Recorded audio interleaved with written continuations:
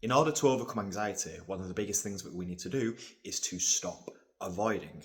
However, one thing that I tell all of my clients to do or not do is to avoid ruminating. And sometimes this is met with, why do I need to stop ruminating? Isn't that avoidance in and of itself? I'm avoiding ruminating, and surely that can't be good for my anxiety. Well, not really. It might seem like stopping rumination is avoiding the problem, but it's not about the content of what you're ruminating on, it's about the act of ruminating itself. When we ruminate, we aren't actually working through the issue. Instead, we're caught up in a loop of mental analysis or checking, thinking that if we just keep going over the problem, we will find the answer. And the reality is, there is no answer to be found in rumination.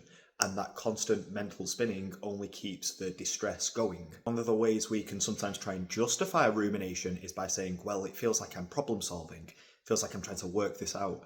But rumination gives us an illusion of problem solving, but what it actually does is trap us in a repetitive cycle. You're not moving closer to a solution, you're staying stuck and focused on the problem. That thought of, I just need to think through this one more time, then I'll figure it out, is what keeps people stuck in the cycle. There isn't a solution to the feelings that you're trying to escape. Instead, you're feeding the cycle and making those feelings even worse. It's really important to remember that rumination isn't thinking, it is a behaviour. It is a behaviour that you do in order to avoid feeling anxious or to try and fix how you feel.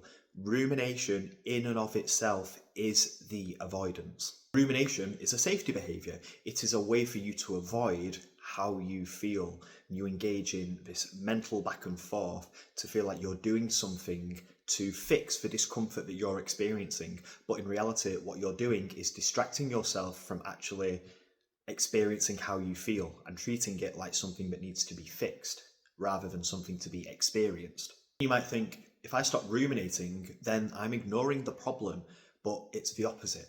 Rumination is your brain's way of avoiding the discomfort. So sometimes we tell ourselves, I don't like this feeling, so I'll ruminate and try and get rid of that discomfort. But instead of helping or easing the anxiety in some way, it actually has the opposite effect, and the rumination keeps you stuck in it.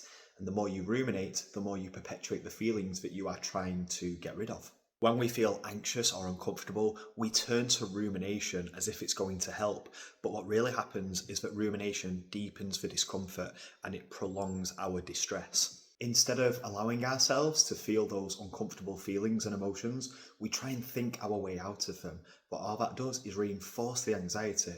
Rumination doesn't solve the problem, it keeps us from moving through it. So if you've been having a back and forth with yourself and wondering, well, why do I need to stop ruminating? Isn't that avoidance? No, rumination is the avoidance. It is the avoidance of how you feel. Rumination is the behaviour that we do to try and figure it out.